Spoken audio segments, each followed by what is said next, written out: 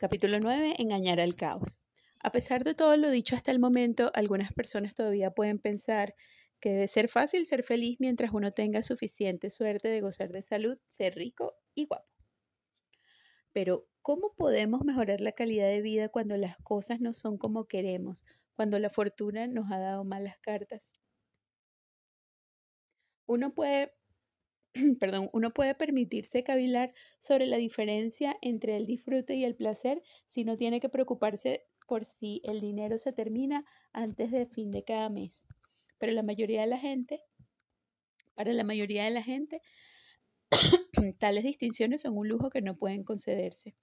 Está bien pensar en los desafíos y en la complejidad si usted tiene una profesión interesante y bien remunerada, pero ¿por qué tratar de mejorar un trabajo que es básicamente aburrido y deshumanizado? ¿Y cómo podemos esperar que la gente enferma, empobrecida o que ha sido golpeada por la adversidad controle su conciencia? Seguramente necesitaría mejorar las condiciones materiales concretas antes de que el flujo pudiese agregar cualquier cosa estimable a la calidad de su existencia. En otras palabras, la experiencia óptima debería contemplarse como la capa final de una tarta hecha con ingredientes sólidos como la salud y la riqueza, y que por sí misma es una decoración pobre. Solo si disponemos de una base sólida de estas ventajas reales, nos sirve de ayuda a ser más satisfactorios los aspectos subjetivos de la vida. No es preciso decir que la tesis que este libro propone va en contra de esta conclusión. La experiencia subjetiva no es simplemente una de las dimensiones de la vida, es la vida en sí misma. Las condiciones materiales son secundarias, solo nos afectan directamente por la vía de la experiencia. Por otro lado, el flujo e incluso el placer benefician directamente la calidad de vida. La salud, el dinero y las demás ventajas materiales pueden o no pueden mejorar la vida. A menos que una persona haya aprendido a controlar la energía psíquica, las oportunidades que ofrecen tales ventajas serán inútiles. Y al contrario, muchos individuos que han sufrido mucho no solo han acabado por sobrevivir, sino que también han sido capaces de disfrutar completamente sus vidas. ¿Cómo es posible que esta gente sea capaz de lograr armonía de la mente y crecer en complejidad, incluso cuando le sucedían algunas de las peores cosas imaginables? Esta es la pregunta aparentemente simple que exploraremos en este capítulo. Durante el proceso examinaremos algunas de las estrategias que estas personas usan para manejar los sucesos que les producen tensión y revisaremos cómo una personalidad autotélica puede lograr crear orden del caos. Las tragedias transformadas. Sería idealista e ingenuo afirmar que suceda lo que suceda a una persona. Si está controlada su conciencia, será feliz. Hay ciertos límites sobre cuánto el dolor, hambre o privación puede aguantar el cuerpo, o sobre cuánto dolor, hambre o privación puede aguantar el cuerpo. Aunque también es cierto, como el doctor Franz Alexander tiene muy bien constatado, que el hecho de que la mente domina el cuerpo es, a pesar de su olvido por parte de la biología y de la medicina, el hecho más fundamental que conocemos sobre el proceso de la vida. La medicina holística y algunos libros como el de Norman Cousins, donde nos cuenta su victoria contra una enfermedad terminal, o las descripciones del doctor Bernie Siegel sobre la autocuración, comienzan a remediar el punto de vista tan abstracto y materialista acerca de la salud que ha llegado a ser tan frecuente en este siglo. Lo que deseamos remarcar aquí es que una persona que sabe cómo encontrar flujo en la vida es capaz de disfrutar situaciones que aparentemente solo permitiría la desesperación. El profesor Fausto Massimini, del Departamento de Psicología de la Universidad de Milán, ha recopilado ejemplos increíbles de cómo las personas logran flujo a pesar de impedimentos extremos. Un grupo que él y su equipo estudiaron estaba compuesto de parapléjicos. En general era gente joven que en algún momento pasado, normalmente como resultado de un accidente, había perdido el uso de sus extremidades. El hallazgo inesperado de este estudio era que una proporción grande de las víctimas mencionó el accidente que les ocasionó la paraplegia como el acontecimiento más negativo y a la vez el más positivo de sus vidas. La razón de que estos sucesos trágicos se vieran como positivos era que presentaron a la víctima unas metas muy claras al tiempo que redujeron las elecciones contradictorias no esenciales. Los pacientes que habían aprendido a dominar los nuevos desafíos de su situación sentían una claridad de propósito de la que habían carecido antes. Aprender a vivir nuevamente era en sí mismo una cuestión de disfrute y orgullo, y fueron capaces de convertir el accidente de una fuente de entropía a una ocasión de orden interior. Lucio, uno de los miembros de ese grupo, era un despreocupado gasolinero de 20 años cuando un accidente de motocicleta lo paralizó de la cintura para abajo. A él antes le gustaba jugar rugby y escuchar música, pero básicamente recuerda que su vida carecía de propósito y de acontecimientos notables. Después del accidente, sus experiencias agradables aumentaron tanto en número como en complejidad. Tras recuperarse de la tragedia, se matriculó en la universidad, se graduó en idiomas y ahora trabaja como consultor fiscal independiente. Tanto el estudio como el trabajo son fuentes intensas de flujo, al igual que la pesca y el tiro con arco y flechas. Actualmente es el campeón regional de tiro con arco desde una silla de ruedas. Estos son algunos de los comentarios que Lucio formuló en su entrevista. Cuando me convertí en parapléjico fue como volver a nacer. Tuve que aprenderlo todo desde el comienzo. Todo lo que yo ya sabía, pero de una manera diferente. Tuve que aprender a vestirme, a usar mejor la cabeza. Tuve que llegar a ser una parte del entorno y usarlo sin tratar de controlarlo. Necesité disciplina, fuerza de voluntad y paciencia. Y respecto al futuro, espero seguir mejorando para seguir superando las limitaciones de mi minusvalía. Todo el mundo debe tener un propósito. Después de ser parapléjico, estas mejoras se han convertido en la meta de mi vida. Franco es otra persona de este grupo. Sus piernas quedaron paralíticas hace 5 años y además desarrolló graves problemas urológicos que requirieron de varias operaciones quirúrgicas. Antes de su accidente era electricista y podía disfrutar de su trabajo, pero su experiencia de flujo más intensa era bailar acrobáticamente el sábado por la noche. Por lo tanto, la parálisis de sus piernas fue un golpe especialmente amargo. Franco ahora trabaja como consejero para otros parapléjicos.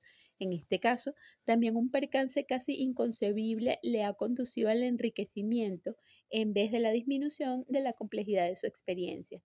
Franco ve ahora que su desafío principal es poder ayudar a otras víctimas para evitar que se desesperen y asistirles en su rehabilitación física. Afirma que la meta más importante en su vida es sentir que puedo ser de ayuda a los demás, ayudar a las víctimas recientes a que acepten su situación. Franco es el novio de una parapléjica que se había resignado a una vida de pasividad después de su accidente. En su primera cita juntos, él conducía su automóvil adaptado para minusválidos mientras daban una vuelta por las colinas cercanas. Por desgracia, el automóvil se averió y los dos quedaron inmovilizados en un paraje desierto del camino. Su prometida estaba aterrada. Franco incluso admite haber perdido los nervios. Pero al fin lograron conseguir ayuda y como suele suceder después de las pequeñas victorias de este tipo, después ambos se sintieron mucho más seguros de sí mismos. Otro grupo de muestreo estudiado en Milán era un grupo formado por varias docenas de individuos que eran ciegos de nacimiento y que habían perdido la vista después de algún momento de sus vidas. En estas entrevistas también era notable el número de personas que describían la pérdida de la vista como un suceso positivo que había enriquecido sus vidas. Pilar, por ejemplo, es una mujer de 33 años que a los 12 sufrió desprendimiento de retina en ambos ojos y que ha sido incapaz de ver desde entonces. La ceguera la liberó de una situación familiar dolorosamente violenta y pobre, y consiguió que su vida tuviera una finalidad determinada y fuese más agradable de lo que probablemente habría sido si ella hubiese permanecido en casa con su vista intacta. Al igual que muchas otras personas ciegas, trabaja como operadora manual de teléfono. Entre sus experiencias de flujo actuales, ella menciona el trabajo, escuchar música, limpiar los automóviles de sus amigos y cualquier cosa que esté haciendo. En el trabajo, con lo que ella disfruta más es sabiendo que las llamadas que ella tiene que pasar entran suavemente y que el tránsito de conversaciones encaja con los instrumentos de una orquesta. A veces ella siente como si fuera Dios o algo así, hace que me sienta realizada. Entre las influencias positivas de su vida, Pilar menciona haber perdido la vista porque me hizo madurar de manera que yo nunca podría haber conseguido ni siquiera yendo a la universidad. Por ejemplo, los problemas no me afectan con la aflicción que solían, de la manera que afectan a muchos de mis compañeros. Paolo, que ahora tiene 30 años, perdió sus ojos hace 6. Él no enumera la ceguera desde entre las influencias positivas de su vida, pero menciona 4 resultados positivos de este suceso trágico. El primero es que, aunque me dé cuenta y acepte mis limitaciones, voy a seguir intentando superarlas. Segundo, he decidido tratar de cambiar las situaciones que no me gustan. Tercero, soy cuidadoso para no repetir ninguna de las equivocaciones que hago. Y finalmente, ahora no tengo ilusiones, pero trato de ser tolerante conmigo mismo y así también puedo ser tolerante con los demás. Es sorprendente cómo para Paolo y para la mayoría de la gente con desventajas físicas, el control de la conciencia ha surgido con sencillez como la meta principal. Pero esto no significa que los desafíos sean puramente intrapsíquicos.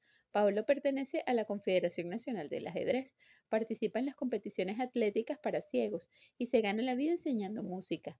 Cita entre sus experiencias de flujo tocar la guitarra, jugar al ajedrez, los deportes y escuchar música. Recientemente terminó en 7º lugar en un encuentro de natación para minusválidos, celebrado en Suecia, y ganó un campeonato de ajedrez en España. Su esposa es también ciega y entrena a mujeres ciegas en un equipo atlético femenino.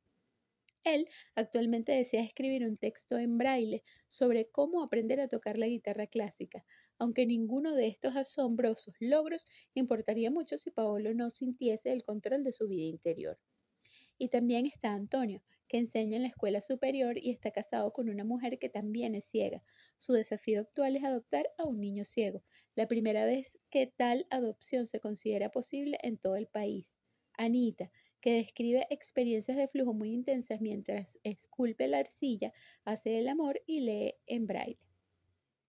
Dino, de 85 años de edad y ciego de nacimiento, casado y con 2 niños, eh, que describe su trabajo consistente en restaurar sillas viejas como una experiencia intrincada donde el flujo siempre está al alcance.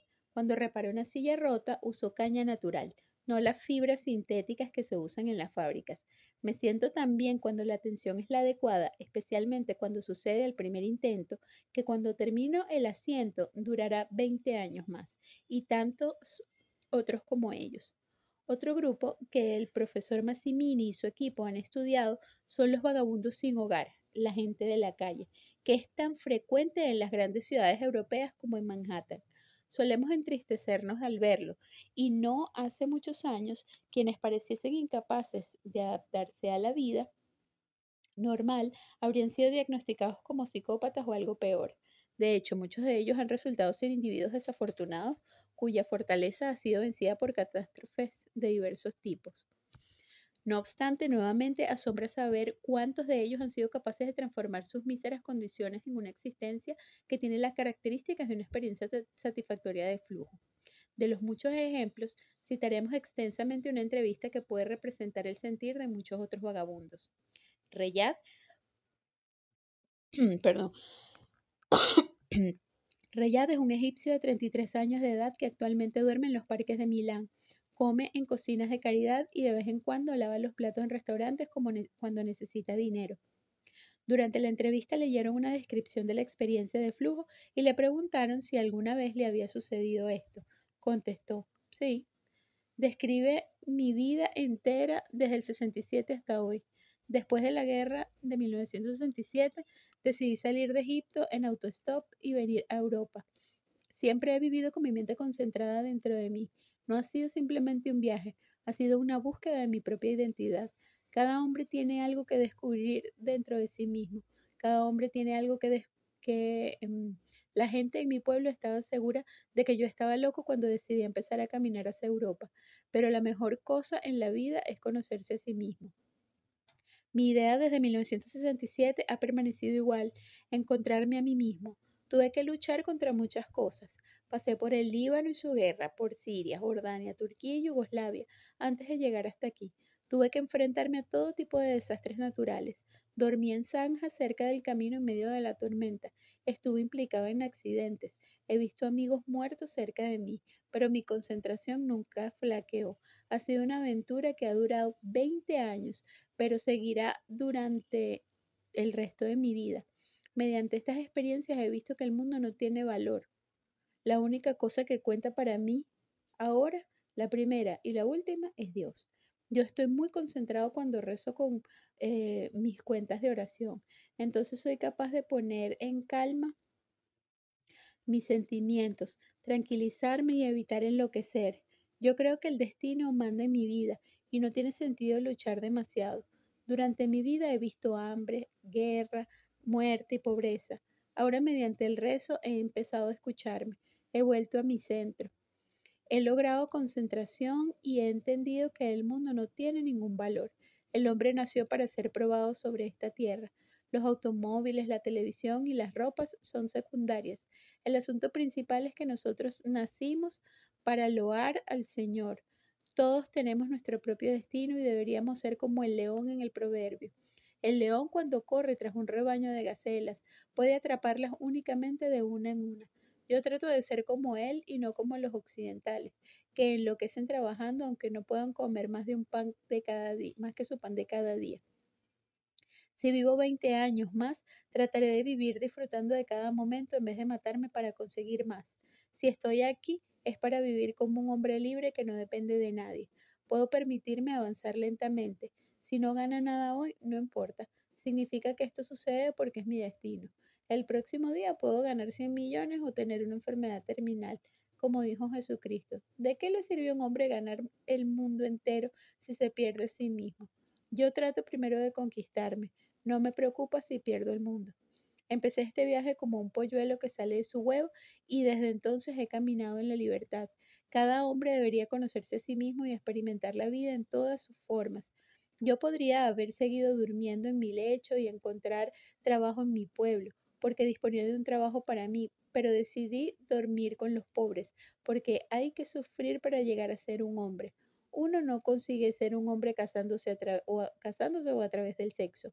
Ser un hombre significa ser responsable, saber cuándo es el tiempo para hablar, saber qué es lo que hay que decir y saber cuándo hay que permanecer en silencio. Reyad habló mucho más, y todos sus comentarios eran coherentes con el propósito de la búsqueda espiritual. Al igual que los profetas que vagabundearon por los desiertos en busca de la iluminación hace 2000 años, este viajero ha destilado su vida cotidiana en una meta de claridad alucinante, controlar su conciencia a fin de establecer una conexión entre su personalidad y Dios. ¿Qué lo condujo a abandonar las cosas buenas de la vida y perseguir tal quimera? ¿Nació con un desequilibrio hormonal? ¿Le traumatizaron sus padres? Estas cuestiones que suelen analizar los psicólogos no nos concernirán aquí. No deseamos explicar qué provocó la excentricidad de Reyat, sino reconocer que, por ser quien es, Riyad ha transformado unas condiciones de vida que la mayoría de las personas encontrarían insufribles en una existencia significativa agradable. Y esto es más de lo que muchas personas pueden afirmar, aunque vivan entre la comodidad y el lujo. Manejar el estrés. Cuando un hombre sabe que va a ser colgado dentro de poco, su mente se concentra maravillosamente, comentó Samuel Johnson en un dicho cuya verdad se aplica a los casos que les representaremos a continuación. Una catástrofe importante que frustra una meta central de la vida o que destruye la personalidad forzará a una persona a usar toda su energía psíquica para erigir una barrera alrededor de las metas restantes, para defenderlas contra otros asaltos del destino, o le ofrecerá una meta nueva, más clara y más urgente, superar los desafíos creados por la derrota. Si se toma el segundo camino, la tragedia no es necesariamente un detrimento de la calidad de vida. Desde luego, como en los casos de Lucio, Paolo e innumerables otros como ellos, lo que objetivamente parece un suceso devastador puede enriquecer las vidas de las víctimas de maneras nuevas e inesperadas. Hasta la pérdida de una de las facultades humanas más básicas, como la vista, no significa que la conciencia de esta persona se empobrezca necesariamente. Muchas veces sucede lo contrario. Pero, ¿dónde se halla la diferencia? Con un mismo golpe destruye a una persona mientras que otra lo transforma en un orden interior. Los psicólogos suelen estudiar las respuestas de tales preguntas bajo el título de manejar el estrés. Es obvio que ciertos sucesos ocasionan más tensión psicológica que otros. Por ejemplo, la muerte de un cónyuge es varios grados de magnitud más estresante que no poder pagar un plazo de la hipoteca de la casa, que a su vez ocasiona más tensión que recibir una multa de tráfico. Pero también está claro que el mismo suceso puede hacer que una persona se sienta totalmente abatida, mientras que otra se morderá los labios y hará lo que pueda. Esta diferencia en cómo una persona responde a los sucesos estresantes se ha llamado capacidad de actuar o forma de actuación. Al tratar de clasificar qué explica la capacidad de una persona para manejar el estrés, conviene distinguir tres tipos de recursos diferentes. El primero es el apoyo externo disponible y especialmente la red de apoyos sociales. Una enfermedad importante, por ejemplo, se mitigará hasta cierto punto si uno tiene un buen seguro y una familia que le quiere. El segundo baluarte contra el estrés son los recursos psicológicos de la persona, tales como la inteligencia, la educación y las características de la personalidad pertinentes. Mudarse a una nueva ciudad y tener que establecer nuevas amistades será más estresante para el introvertido que para el extravertido. Y finalmente, un tercer tipo de recursos se refiere a las estrategias que una persona usa para enfrentarse al estrés. De estos tres factores, el tercero es el más pertinente a nuestros propósitos. Los apoyos externos por sí mismos no son efectivos para mitigar el estrés, solo ayudan a aquellos que pueden ayudarse a sí mismos. Y en su mayor parte los recursos psicológicos están fuera de nuestro control. Es difícil llegar a ser mucho más inteligente o mucho más extrovertido de lo que uno era al nacer, pero cómo manejemos la situación es a la vez el factor más importante en determinar qué efecto tendrá el estrés y el recurso más flexible, el que más está bajo nuestro control personal. Hay dos maneras principales de responder al estrés. Una es la respuesta positiva llamada la defensa madura por George Belliant, un psiquiatra que ha estudiado durante un periodo de casi 30 años la vida de varios licenciados de Harvard que han tenido éxito o que relativamente han fracasado. Otros lo llaman manejo transformacional. La respuesta negativa sería una defensa neurótica o manejo regresivo, según estos modelos. Para ilustrar la diferencia entre ellos, tomaremos el ejemplo de Jim, un analista financiero ficticio que acaba de ser despedido o de un cómodo trabajo a la edad de 40 años. Perder el trabajo se considera que está en un punto medio de gravedad en las tensiones de la vida. Su impacto varía, por supuesto, con la edad de la persona y sus habilidades, la cantidad de sus ahorros y las condiciones del mercado de trabajo. Al enfrentarse con este suceso desagradable, Jim puede tomar uno de dos cursos de acción opuestos. Puede retraerse, dormir hasta tarde, negar lo que ha sucedido y evitar pensar en ello. También puede descargar su frustración dirigiéndola contra su familia o sus amigos o disfrazarla empezando a beber más de lo normal. Todos estos son ejemplos de manejos regresivos o defensas inmaduras. O Jim puede mantenerse frío, suprimiendo temporalmente sus sentimientos de enfado y temor, analizando el problema lógicamente y reevaluando sus prioridades. Después él podrá redefinir cuál es el problema para poder resolverlo más fácilmente. Por ejemplo, decidiendo mudarse al lugar donde sus habilidades tengan más demanda o reciclándose y adquiriendo las habilidades necesarias para un nuevo trabajo. Si toma estas opciones, estaría usando defensas maduras o manejando el asunto transformacionalmente. Poca gente adopta exclusivamente una u otra estrategia. Lo más probable sería que Jim se emborrachase la primera noche, tuviese una pelea con su esposa, quien durante años le había estado diciendo que su trabajo era malo, y entonces a la mañana siguiente, una semana después, empezase a calmarse y a pensar qué hacer a continuación. Pero la gente difiere en sus capacidades para hacer una u otra estrategia. El parapléjico que llegó a ser arquero o el ciego que se convirtió en maestro de ajedrez tuvieron unos percances tan intensos que se hallan fuera de la escala de los sucesos estresantes de la vida y son ejemplos de individuos que han dominado el manejo transformacional. Otros, sin embargo, cuando se enfrentan a niveles de estrés mucho menos intensos, pueden abandonar y responder disminuyendo para siempre la complejidad de sus vidas. La capacidad de enfrentarse a los percances y convertirlos en algo bueno es un regalo muy poco frecuente. A aquellos que lo poseen se les llama supervivientes y se dice que tienen capacidad de recuperación o coraje. Sea como sea que los llamaremos, generalmente se entiende que son personas excepcionales que han vencido grandes privaciones y han superado obstáculos que intimidarían a la mayoría de hombres y mujeres. De hecho, cuando se pide a la gente que nombre a los individuos a quienes admiran más y que expliquen por qué son admirados estos hombres y mujeres, las cualidades que la mayoría suele mencionar como la razón para su admiración son el coraje y la capacidad de superar las privaciones. Como Francis Bacon comentó, citando un discurso del filósofo estoico Séneca, las cosas buenas que provienen de la prosperidad deben ser deseadas, pero las cosas buenas que provienen de la adversidad deben ser admiradas. En uno de nuestros estudios, la lista de personas admiradas incluían una vieja dama que, a pesar de su parálisis, estaba siempre alegre y dispuesta a escuchar los problemas de otras personas. Un monitor adolescente que cuando faltaba un nadador y todos los demás estaban aterrados, mantuvo la cabeza fría y organizó el rescate con éxito. Una ejecutiva que a pesar del ridículo y de las presiones sexistas se mantenía en un difícil entorno laboral. Ignaz Semmelweis, el médico húngaro que a finales del siglo pasado insistió diciendo que las vidas de muchas madres podrían salvarse si los tocólogos se lavasen las manos antes de asistirlas durante el parto, aunque el resto de los médicos le ignoró y se mofaron de él. Estos y otros muchos centenares de personas mencionadas eran respetadas por las mismas razones. Se mantuvieron firmes en lo que creían y no dejaron que los obstáculos les intimidaran. Ellos tuvieron coraje, o lo que en épocas anteriores se conocía simplemente como virtud, un término derivado de la palabra latina vir, es decir, hombre. Tiene sentido, por supuesto, que las personas buscaran esta cualidad más que cualquier otra. De todas las virtudes que podemos aprender, no hay otra característica más útil, más necesaria para la supervivencia y con más probabilidades de mejorar la calidad de vida que la capacidad de transformar la adversidad en un desafío que pueda proporcionarnos disfrute.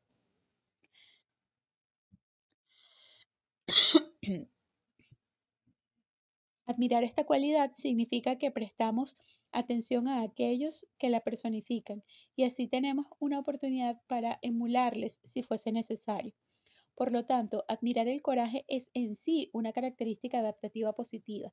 Quienes lo hacen pueden estar mejor preparados para superar los golpes del destino, pero simplemente dominar la capacidad de manejar el caos, manejo transformacional y a la gente valiente, queda corto para explicar este notable don. Al igual que el personaje de Molière, que dijo que el sueño era ocasionado por un poder adormecedor, nosotros fracasaríamos en clarificar esta materia si dijéramos que el manejo efectivo está ocasionado por la virtud del coraje. Lo que necesitamos no son solamente nombres y descripciones, sino comprender cómo se realiza este proceso. Por desgracia, nuestra ignorancia en esta materia todavía es muy grande. El poder de las estructuras disipativas. Sin embargo, un hecho parece claro. La capacidad de crear orden en el caos no es exclusiva de los procesos psicológicos. De hecho, según ciertos puntos de vista de la evolución, las formas complejas de vida dependen para su existencia de su capacidad para extraer energía de la entropía, es decir, para reciclar los desperdicios y convertirlos en orden estructurado. El ganador del Premio Nobel de Química, Ilya Prigogine, llama estructuras disipativas a los sistemas físicos que atan la energía de otra manera que se dispersaría y se perdería en el movimiento aleatorio.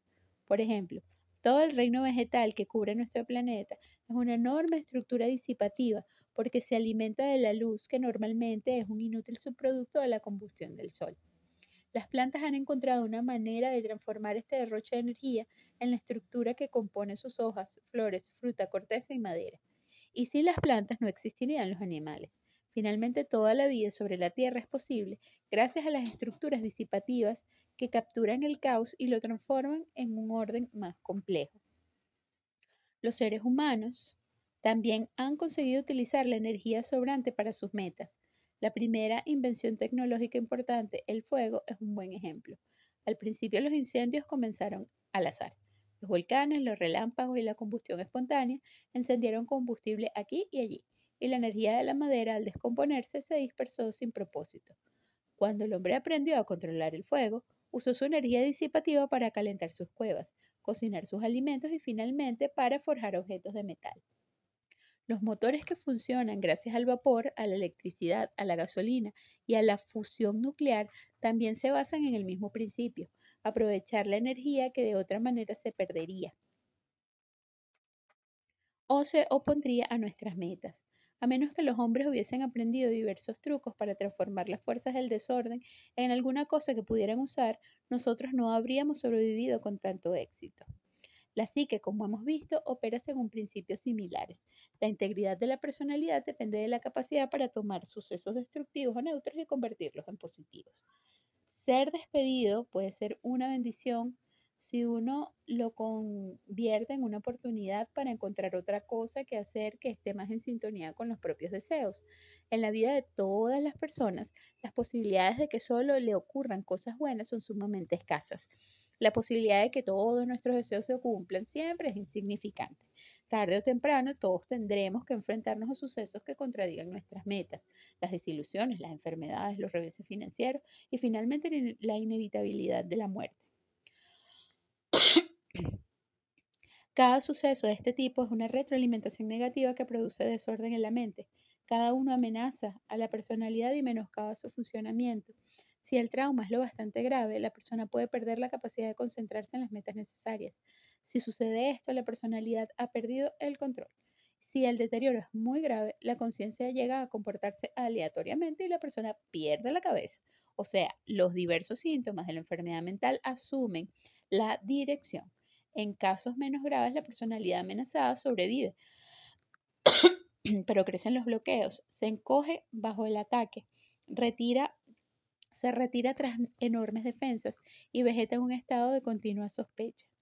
Por esta razón, el coraje, la flexibilidad, la perseverancia, las defensas maduras y los otros manejos transformacionales, las estructuras disipativas de la mente, son tan necesarias. Sin ellas estaríamos constantemente sufriendo el bombardeo aleatorio de los descarriados meteoritos psicológicos. Por otra parte, si desarrollamos tales estrategias positivas, la mayoría de los sucesos negativos pueden por lo menos neutralizarse y posiblemente hasta ser usados como desafíos que ayudan a construir una personalidad más fuerte y más compleja. Las habilidades transformacionales generalmente se desarrollan al final de la adolescencia. Los niños y los adolescentes más jóvenes todavía dependen en gran medida de una red social que les apoye y que les proteja contra las cosas que van mal. Cuando a un adolescente joven le sucede una desgracia, incluso algo tan trivial como unas malas notas, un acné que aparece en la barbilla o un amigo que le ignora en la escuela, a él le parece como si el mundo se acabase o que ya no hay ningún propósito en la vida. La retroalimentación positiva de otra persona normalmente le pone de buen humor en cuestión de minutos. Una sonrisa, una llamada telefónica, una buena canción que atraiga su atención le distraen de la preocupación y restauran el orden de su mente. Hemos aprendido de nuestros estudios con el método muestreo de la experiencia que unos adolescentes saludables se deprimían como promedio solo media hora. Un adulto como promedio le cuesta 2 veces más recuperarse del mal humor. Sin embargo, dentro de unos años, cuando tengan 18, 17 o 18 años, los adolescentes serán capaces de tener una mejor perspectiva de los sucesos negativos y no resultarán tan afectados por las cosas que desean y no pueden lograr. A esta edad comienza a existir la capacidad de controlar la conciencia. En parte esta capacidad es un producto del mero paso del tiempo. Habiéndose desilusionado antes y habiendo sobrevivido a la desilusión, el adolescente sabe que una situación no es tan mala como momentáneamente puede parecer. En parte sabe que otras personas también tuvieron los mismos problemas y han sido capaces de resolverlo. Saber que estos sufrimientos son compartidos agrega una importante perspectiva al egocentrismo de la juventud. El momento cumbre en el desarrollo de las habilidades de manejo se alcanza cuando una mujer o un hombre joven ha logrado un sentido bastante fuerte de su personalidad basado en las metas personalmente elegidas y cuando ninguna desilusión externa puede socavar quien él o ella es. Para algunas personas, la fortaleza proviene de una meta que implica la identificación con la familia, con el país o con la religión o una ideología. Para otros depende del dominio de un sistema armonioso de símbolos, tales como el arte, la música o la física. Srinivasa Ramanujan, el joven genio matemático de la India, tenía tanta energía psíquica invertida en la teoría de los números que la pobreza, la enfermedad, el dolor e incluso la muerte, que rápidamente se aproximaba, no tuvieron ocasión de distraer su mente de los cálculos. De hecho, simplemente lo espoleaban hacia una creatividad mayor. Tras su muerte, ha seguido maravillándonos por la belleza de las ecuaciones que descubrió y por la serenidad de su mente que reflejaba en el orden de los símbolos que utilizó. porque algunas personas son debilitadas por la tensión, mientras otras consiguen fuerza de ella. Básicamente, la respuesta es simple. Quienes saben cómo transformar una situación desesperanzada en una nueva actividad de flujo, pueden controlar, son capaces de disfrutar de sí mismos y de resurgir más fuertes de la prueba. Hay tres pasos principales que parecen afectar estas transformaciones. Uno, es la autoconfianza natural.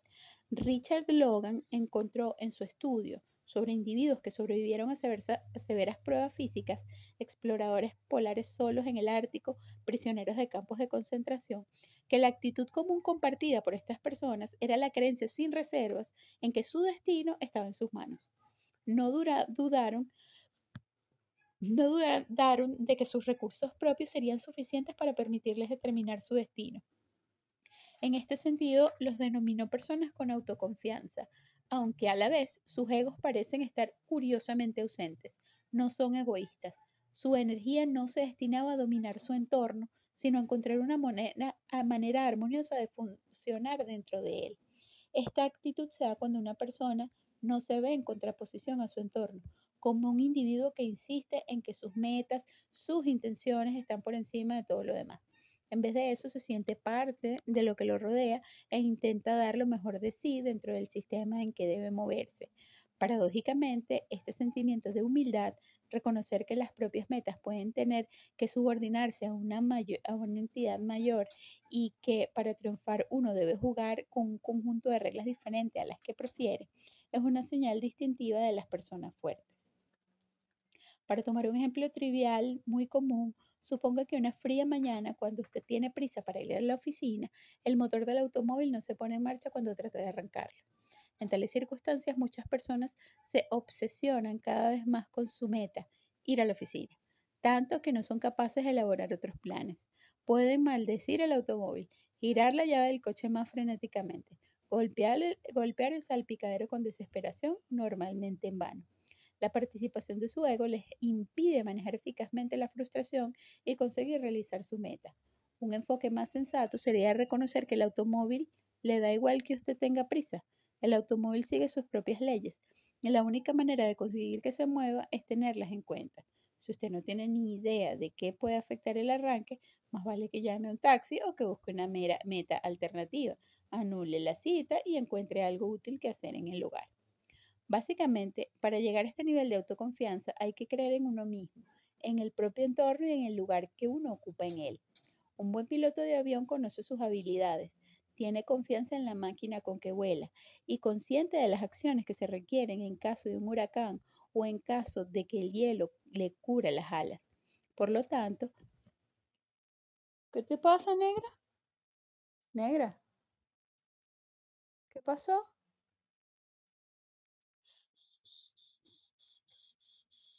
¿Por qué estás temblando, mi amor?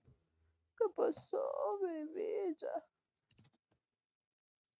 Un enfoque más sensato sería reconocer, Por lo tanto, está seguro de su capacidad para arreglárselas con cualquier condición atmosférica que pudiese sobrevenir. No porque vaya a forzar al avión a obedecer su voluntad, sino porque él será el instrumento para equilibrar las propiedades del avión a las condiciones del aire. Así, él es un nexo imprescindible para la seguridad del avión, pero es únicamente un catalizador, un componente del sistema formado por el aire, el avión y la persona, y obedeciendo las reglas de este sistema es como puede lograr su meta. Segundo es enfocar la atención en el mundo. Es difícil darse cuenta de lo que nos rodea si la atención se enfoca sobre todo en el interior, si la mayoría de la energía psíquica está absorbida por los intereses y los deseos del ego. Las personas que saben transformar la atención en un desafío agradable ocupan muy poco tiempo en pensar sobre sí mismos. No gastan toda su energía tratando de satisfacer lo que creen que son sus necesidades o preocupándose sobre los deseos condicionados socialmente. En cambio, su atención está alerta, procesando constantemente información de su alrededor. El foco todavía está definido por la meta de la persona, pero está lo suficientemente abierto para notar los sucesos externos y adaptarse a ellos, aun cuando no sean directamente pertinentes a lo que él quiere realizar. Una postura abierta permite que una persona sea objetiva, sea consciente de las posibilidades alternativas, se sienta parte del mundo que la rodea. Esta relación total con el ambiente está bien expresada por el escalador Yvon Chouinard cuando describe una de sus subidas al terrible El Capitán en el Yosemite. Cada cristal individual en el granito sobresalía con relieve muy marcado. Las formas de las nubes no habían cesado de atraer nuestra atención. Por primera vez notamos unos insectos minúsculos sobre las paredes de la roca, tan minúsculos que apenas eran perceptibles. Yo estuve mirando uno durante 15 minutos. Lo miraba moverse y admiraba su color rojo brillante. ¿Cómo puede uno aburrirse con tantas cosas hermosas para ver y sentir? Esta unidad gozosa con nuestro entorno, esta percepción tan penetrante, nos dio un sentimiento que no habíamos tenido desde hace años. Lograr esta unidad con el propio entorno no es solamente un componente importante de las experiencias agradables de flujo, sino que también es un mecanismo básico para conquistar la adversidad. En primer lugar, cuando la atención se enfoca lejos de la personalidad, las frustraciones de los propios deseos tienen menos oportunidades para desorganizar la conciencia. Para experimentar la entropía psíquica hay que concentrarse en el desorden interno. Si en vez de esto prestamos atención a lo que sucede a nuestro alrededor, el efecto destructivo de la atención disminuye. Segundo, la persona cuya atención se hunde en el entorno llega a ser parte de él, participa en el sistema vinculándose a él mediante energía psíquica. Esto, a su vez, le permite comprender las propiedades del sistema y encontrar una manera mejor de adaptarse a una situación problemática. Volviendo al ejemplo del automóvil que no arranca, si la atención es absorbida completamente por la meta de llegar a la oficina a tiempo, su mente podría estar llena de imágenes sobre lo que sucederá si usted llega tarde y de pensamientos hostiles acerca de su vehículo que no coopera. Entonces es menos probable que usted se dé cuenta de lo que el automóvil trata de decirle, que el motor está apagado o que la batería está baja. De un modo parecido, el piloto que gasta demasiada energía en pensar qué quiere hacer con el avión puede no prestar atención a las informaciones que le permitirían volar sin riesgos. Charles Lindbergh describe el sentimiento de total apertura al entorno que experimentó durante su heroica travesía en solitario del Atlántico. Mi cabina es pequeña y las paredes son delgadas, pero dentro de este capullo me siento seguro a pesar de las especulaciones de mi mente. Soy minuciosamente consciente de los detalles en mi cabina, los instrumentos, las palancas, los ángulos de construcción. Cada pieza tiene un nuevo valor. Estudio las marcas de soldadura sobre la tubería, las ondulaciones congeladas del acero que soporta invisibles toneladas de tensión, una gota de pintura sobre la pantalla del altímetro, las pilas de válvulas de combustible. Nunca había prestado mucha atención a estas cosas antes y ahora son evidentes e importantes. Puedo estar volando en un avión complicado que atraviesa el espacio, pero en esta cabina estoy rodeado por la simplicidad y los pensamientos vuelan libremente. Un antiguo colega mío, G, solía contar una historia horrible de sus años en la Fuerza Aérea que ilustra lo peligrosa que puede ser la excesiva preocupación respecto a la seguridad cuando exige tanta atención que nos absorbe del resto de la realidad. Durante la guerra de Corea, la unidad de G estaba realizando un entrenamiento rutinario de lanzamiento en paracaídas. Un día cuando el grupo preparaba su lanzamiento, descubrieron que no había suficientes paracaídas normales y que algunos hombres diestros deberían utilizar paracaídas para zurdos. Es igual que los otros, les aseguró el sargento de artillería, pero el cordón para abrirlo cuelga del lado izquierdo del arnés. Ustedes podrán abrirlo con cualquier mano, pero es más fácil hacerlo con la mano izquierda. El equipo subió a su avión, se elevaron unos 8.000 pies y saltaron sobre el área de blanco uno después del otro. Todo fue bien, a excepción de uno de los hombres. Su paracaídas nunca se abrió y murió al caer directamente sobre el desierto. G era parte del equipo investigador que se envió para determinar por qué no se había abierto el paracaídas. El soldado muerto era uno a quien se le había dado un paracaídas para zurdo. El lado derecho de su uniforme, donde hubiera estado el cordón de un paracaídas normal, estaba completamente rasgado. Incluso se había abierto largos tajos de carne del pecho con su propia derecha ensangrentada. Unos centímetros a la izquierda estaba el cordón de verdad. Al parecer ni lo había tocado. No había habido ningún problema con el paracaídas. El problema había sido que mientras caía durante una pavorosa eternidad, el hombre se obsesionó con la idea de que para abrir el paracaídas tenía que encontrar el cordón en el lugar acostumbrado. Su miedo fue tan intenso que lo cegó, a pesar de que la salvación estaba literalmente al alcance de sus dedos. Qué fuerte. En una situación amenazadora es natural movilizar la energía psíquica, dirigirla al interior y usarla como una defensa contra la amenaza. Pero esta reacción innata provoca frecuentemente interferencias con la capacidad para manejar el asunto. Agrava la turbación interior, reduce la flexibilidad de respuesta y quizá lo peor de todo, aísla a la persona del resto del mundo, dejándola sola con sus frustraciones. Por otra parte, si uno sigue en contacto con lo que está sucediendo, probablemente surjan nuevas posibilidades que a la vez podrán sugerir nuevas respuestas y es menos probable que uno se desconecte totalmente del curso de la vida. 3. El descubrimiento de nuevas soluciones. Hay básicamente dos maneras de manejar una situación que crea entropía psíquica. Una es enfocar la atención sobre los obstáculos que impiden que logremos nuestras metas y entonces apartarlos de en medio. Y ahí restauramos la armonía en la conciencia. Este es el enfoque directo. La otra manera es enfocar la situación por entero, incluyéndose a uno mismo, para descubrir si hay otras metas alternativas que puedan ser más apropiadas y por tanto otras posibles soluciones. Supongamos, por ejemplo, que Phil, a quien están a punto de ascender a vicepresidente dentro de su empresa, ve que el cargo puede recaer en un colega que se lleva mejor con el presidente. En este punto, él tiene dos opciones básicas. Encontrar el modo de cambiar el pensamiento del director sobre quién es la persona más adecuada para el trabajo, el primer enfoque, o considerar otras metas, como cambiarse a otra división de la compañía, cambiar enteramente de profesión o reducir sus objetivos profesionales e invertir sus energías en la familia, la comunidad o en su propio autodesarrollo, que sería el segundo enfoque. Ninguna solución es mejor en un sentido absoluto.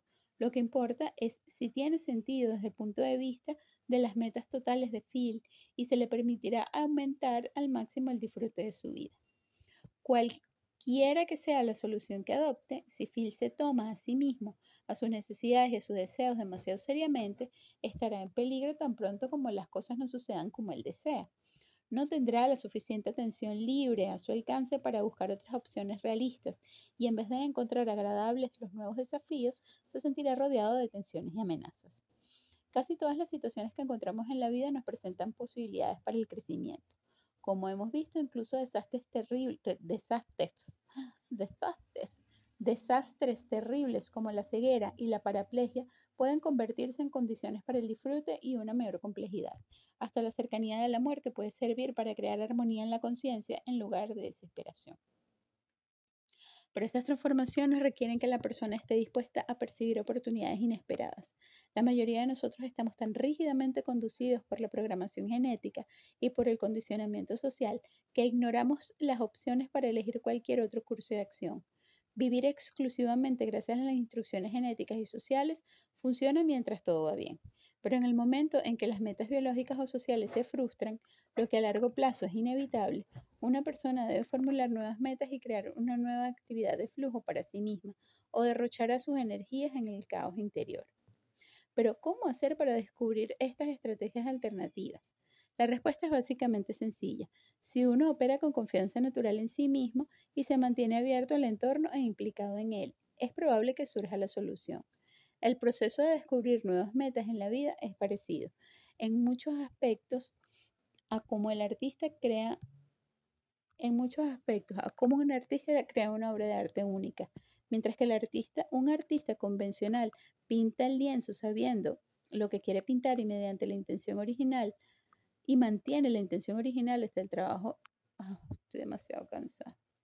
Mientras que un artista convencional pinta el lienzo sabiendo lo que quiere pintar y mantiene la intención original hasta que el trabajo está terminado, un artista original con igual entrenamiento técnico comienza teniendo en mente una meta indefinida, pero hondamente sentida. Modifica el cuadro según los colores y las formas que emergen sobre el lienzo y acaba con un trabajo terminado que probablemente no se parecerá en nada a cómo empezó. Si el artista responde a sus sentimientos interiores, sabe lo que le gusta y lo que no le gusta y presta atención a lo que sucede sobre el lienzo, seguramente hará un buen cuadro. Por otra parte, si mantiene su idea preconcebida de cómo debería ser la pintura sin responder a las posibilidades sugeridas por las formas que se desarrollan ante él, la pintura probablemente sea mediocre. Todos nosotros empezamos con nociones preconcebidas de lo que queremos en la vida. Estas nociones reflejan las necesidades básicas programadas por nuestros genes que aseguran la supervivencia. La necesidad de alimento, comodidad, sexo, dominio sobre otros seres. También incluyen los deseos que nuestra cultura específica nos ha inculcado. Ser delgado, rico, educado y bien parecido. Si abrazamos estas metas y tenemos suerte, podremos copiar la imagen ideal física y social de nuestro tiempo y lugar histórico. Pero ¿es este el mejor uso de nuestra energía psíquica? Y si podemos alcanzar otros fines, nunca seremos conscientes de las otras posibilidades a menos que, como el pintor que mira con cuidado lo que sucede sobre el lienzo, prestemos atención a lo que sucede a nuestro alrededor y evaluemos los sucesos según su impacto sobre cómo nos sentimos, en lugar de evaluarlos exclusivamente desde el punto de vista de las ideas preconcebidas. Si hacemos esto, podremos descubrir que, contrariamente a lo que se nos dijo,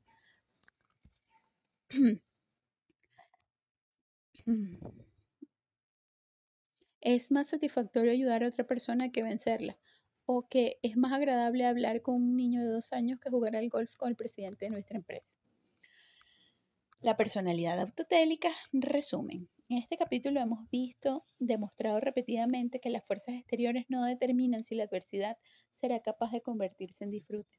Una persona que tiene salud, que es rica, fuerte y vigorosa, no tiene más probabilidades de tener el control de su conciencia que una persona enfermiza, pobre, débil y abatida. La diferencia entre alguien que disfruta la vida y alguien que está abrumado por ella es producto de la combinación entre los factores externos y la manera en que la persona los interpreta. Es decir, si ve los desafíos como amenazas o como oportunidades para la acción. La personalidad autotélica fácilmente traduce las amenazas potenciales en desafíos agradables. De este modo mantiene su armonía interior. Una persona que nunca está aburrida, que raramente está ansiosa, que se siente implicada en lo que sucede y que está en flujo la mayoría del tiempo, puede decirse que tiene una personalidad autotélica.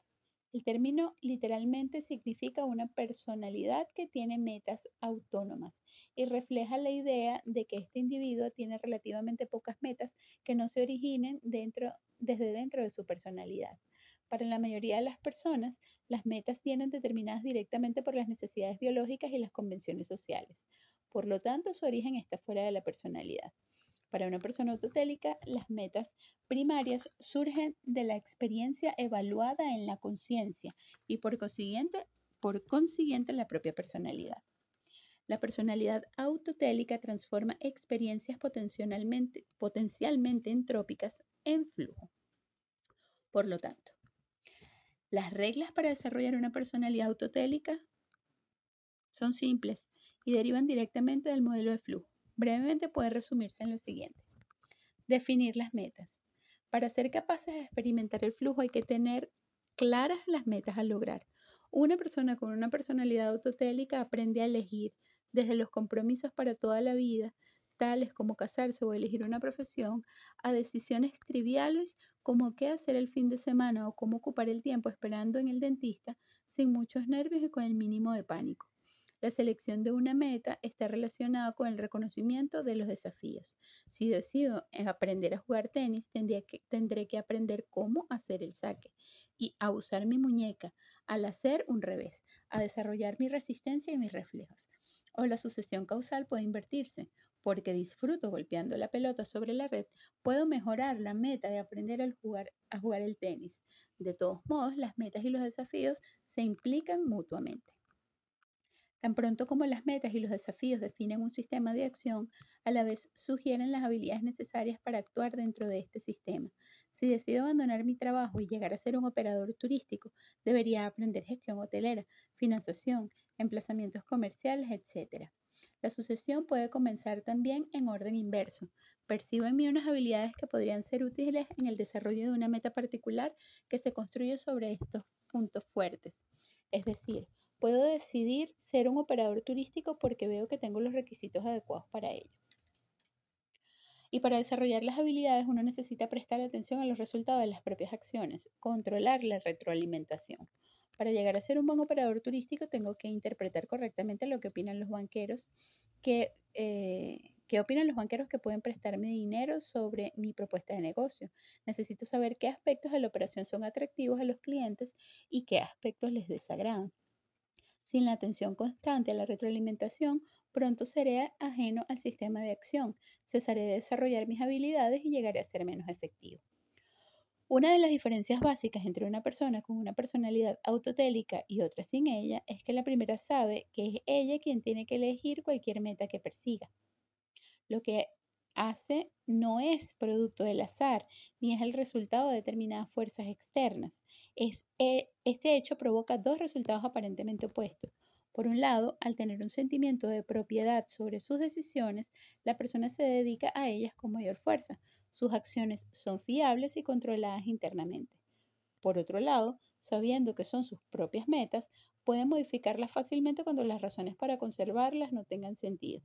En este aspecto, el comportamiento de una persona autotélica es a la vez más coherente y más flexible. 2. Sentirse inmerso en la actividad. Después de elegir un sistema de acción, una persona con una personalidad autotélica se involucra profundamente en cualquier cosa que haga. Si vuela en un avión alrededor del mundo o lava los platos después de la cena, emplea su atención en la tarea que realiza. Para hacerlo bien, hay que aprender a equilibrar las oportunidades para la acción con las habilidades que uno posee. Algunas personas tienen unas expectativas poco realistas, como tratar de salvar al mundo o llegar a ser millonario antes de los 20 años.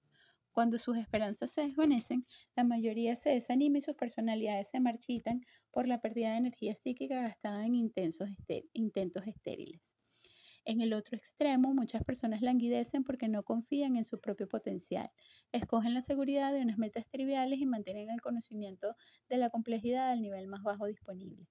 Para lograr la implicación en el sistema de acción hay que encontrar una posición intermedia entre las demandas del entorno y la propia capacidad para actuar. Por ejemplo, supongo que una persona camina por una sala llena de personas y decide unirse a la fiesta. O lo que es lo mismo, conseguir relacionarse con tantas personas como sea posible mientras pasa un buen rato.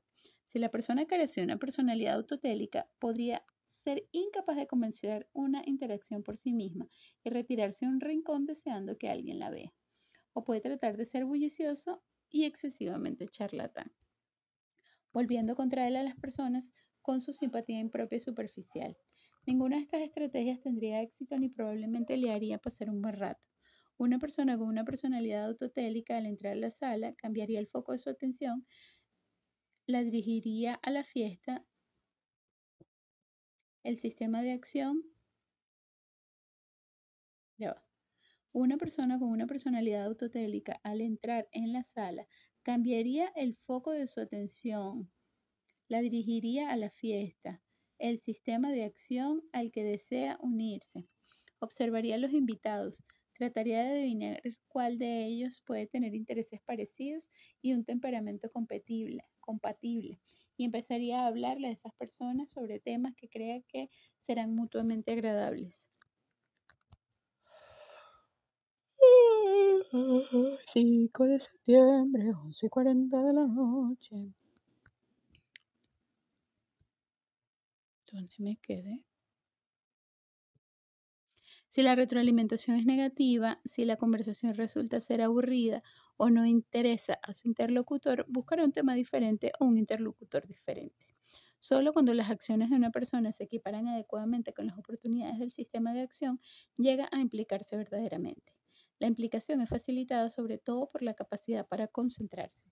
Las personas que sufren de desórdenes de la atención no pueden evitar que sus mentes divaguen. Siempre se sienten fuera del flujo de la vida. Están a merced de cualquier estímulo que pase como un relámpago.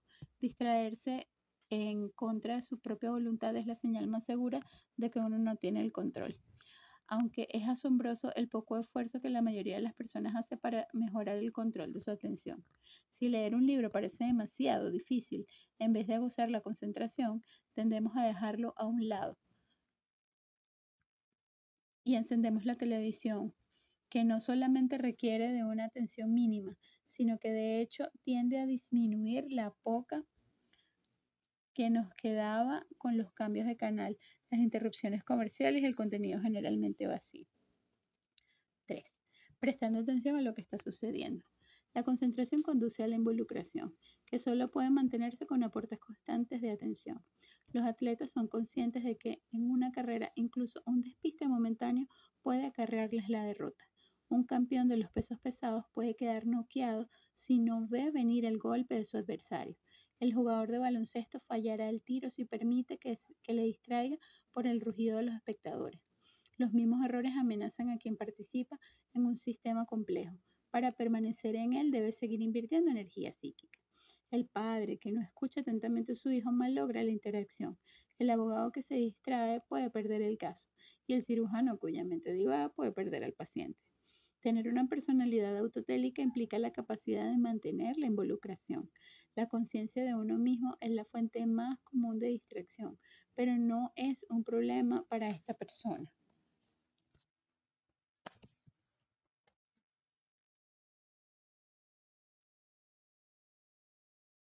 En vez de preocuparse sobre cómo lo está haciendo, cómo le ven desde el exterior, está totalmente comprometida con sus metas. En algunos casos, la profundidad de la involucración es lo que le empuja a la conciencia de sí mismo fuera de la conciencia, mientras que a veces de otro modo, es de otro modo. Es la misma carencia de conciencia propia lo que le hace posible la involucración profunda. Los elementos de la personalidad autotélica están relacionados uno con otros por nexos de causalidad mutua. No importa dónde uno empiece si uno escoge primero las metas. Si desarrolla las habilidades, si cultiva la capacidad para concentrarse y si consigue liberarse de la conciencia de sí mismo. Puede comenzarse donde quiera, porque una vez que la experiencia de flujo está en movimiento, los otros elementos serán mucho más fáciles de conseguir. Una persona que presta atención a la interacción en vez de preocuparse sobre la personalidad obtiene un resultado paradójico. Ya no se tiene un individuo separado, aunque su personalidad llega a ser más fuerte. El individuo autotélico crece más allá de los límites de la individualidad por la inversión de la energía psíquica en un sistema donde él mismo está incluido. Por ello, por la unión entre la persona y el sistema, la personalidad surge a un nivel más alto de complejidad. Por esta razón, es mejor haber amado y haber perdido que no haber amado nunca.